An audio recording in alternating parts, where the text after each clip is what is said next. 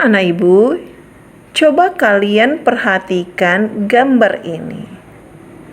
Pada gambar, nampak seseorang yang sedang mengamati bola lampu yang menyala.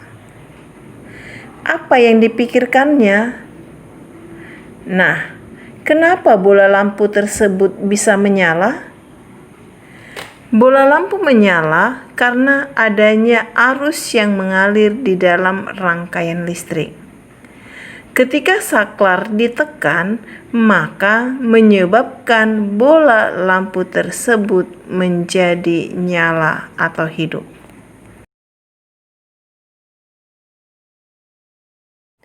Nah, hari ini kembali kita lanjutkan materi listrik dinamis pada rangkaian listrik. Rangkaian listrik merupakan suatu kesatuan antara beberapa komponen elektronika dan sumber tegangan yang dihubungkan secara terbuka, supaya arus listrik yang berasal dari sumber bisa mengalir.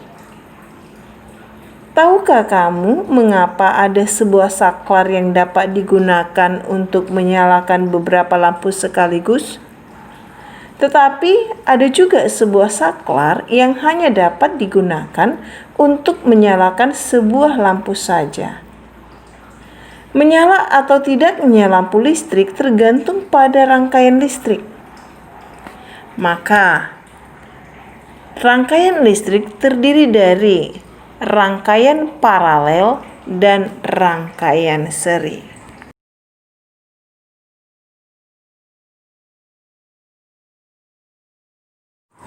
Satu, rangkaian seri. Rangkaian listrik seri adalah rangkaian listrik yang tidak memiliki percabangan kabel.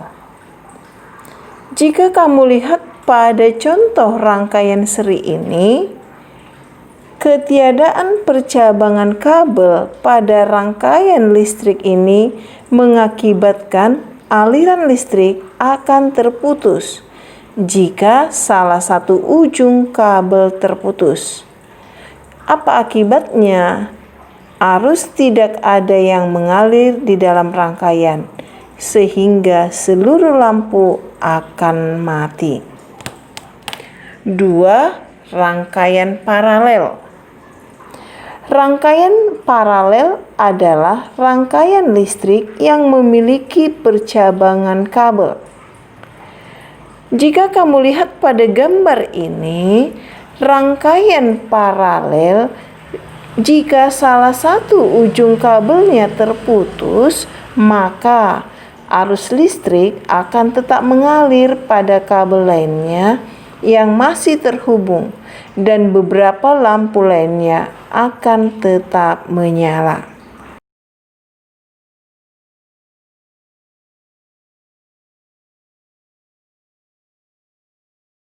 Baiklah anak-anak ibu, coba kamu perhatikan gambar pada slide ini.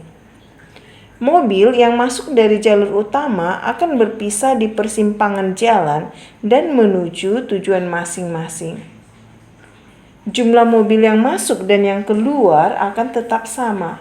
Hal ini juga berlaku pada listrik. Hukum Kirchhoff adalah dua persamaan yang berhubungan dengan arus dan beda potensial dalam rangkaian listrik. Pada hukum Kirchhoff, pertama kali diperkenalkan oleh seorang ahli fisika yang bernama Gustav Robert Kirchhoff pada tahun 1845. Adapun bunyi hukum Kirchhoff adalah besar arus listrik yang masuk ke dalam titik cabang kawat penghantar nilainya sama dengan besar arus listrik yang keluar dari titik cabang kawat penghantar tersebut.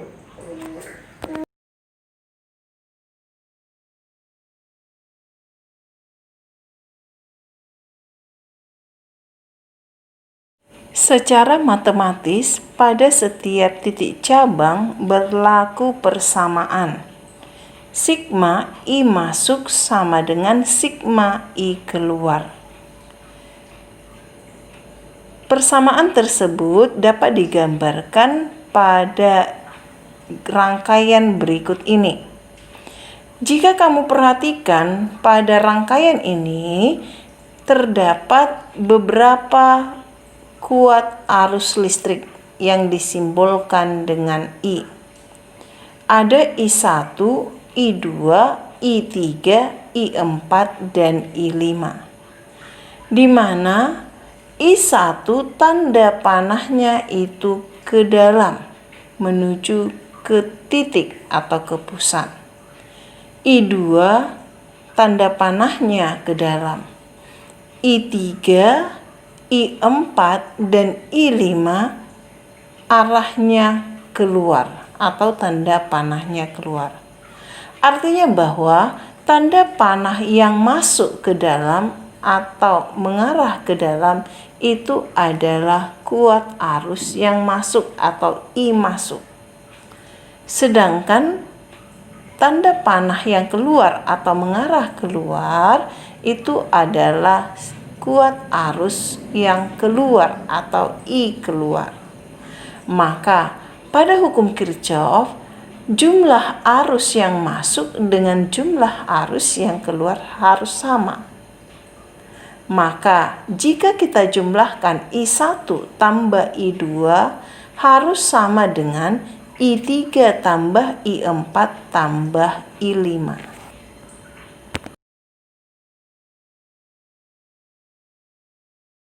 Oke, kita lanjutkan mengenai rangkaian hambatan listrik. Pada suatu rangkaian listrik, hambatan listrik juga dapat dipasang secara seri atau paralel. Pada pemasangan hambatan listrik ini ternyata juga memengaruhi besar arus listrik yang mengalir pada suatu rangkaian listrik. Nah, kita lihat bagaimana rangkaian hambatan listrik seri. Coba kamu perhatikan gambar rangkaian seri hambatan listrik ini. Pada rangkaian ini diketahui R1 dan V1 serta R2 dan V2. Menurut hukum Ohm, V adalah beda potensial atau tegangan dengan satuan volt, I adalah kuat arus dengan satuan ampere, dan R adalah hambatan dengan satuan ohm. Nah, jika kita menentukan V1, maka kita gunakan persamaan tadi I dikali R. Karena V1 yang ditanya, maka hambatannya juga yang satu. V1 sama dengan I dikali R1. Begitu juga untuk menentukan V2. Maka V2 sama dengan I dikali R2. Lalu untuk V total secara keseluruhan sama dengan I dikali R1 ditambah I kali R2 sama dengan I kali dalam kurung R1 tambah R2 tutup kurung. Karena V seri sama dengan I dikali R seri sama dengan V total.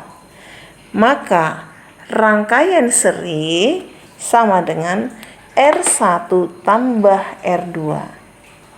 Jika ada N buah hambatan yang disusun secara seri, maka R seri atau hambatan seri sama dengan R1 tambah R2 tambah seterusnya sampai mencapai tambah Rn.